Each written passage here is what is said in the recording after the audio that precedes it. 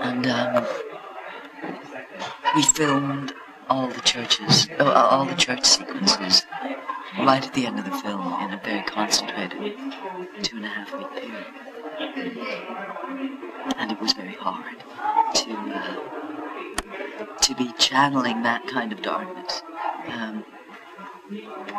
I had to kind of imagine for myself a background or a backstory for Priscilla that was, in my mind, about enormous kind of damage as a child. I figured she'd probably been sexually abused. To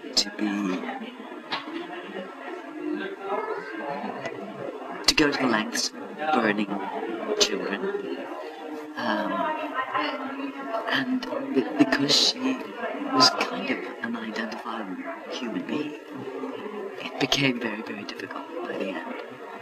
It was so concentrated, going in there doing 12 hours a day in that church of just such darkness.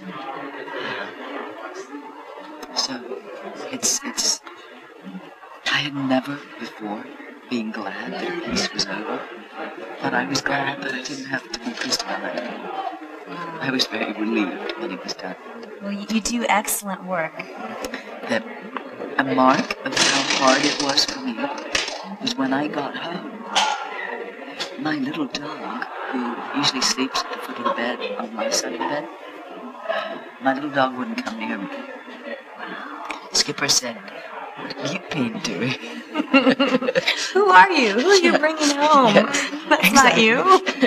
That's exactly what happened. She wouldn't have anything to do with me for 3 weeks. Animals can pick up that stuff. Yeah. They really, really can.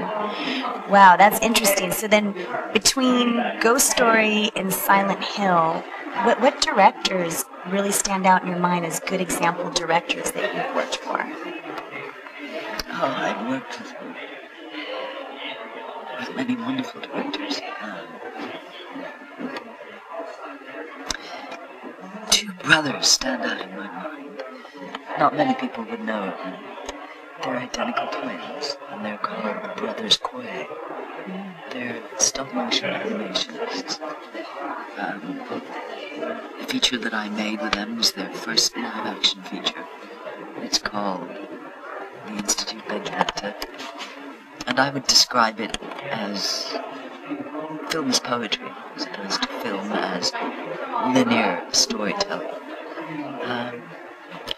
The twins managed to create a kind of dream world that was extraordinarily memorable. I would wake up in the morning. It was shot in England, outside London.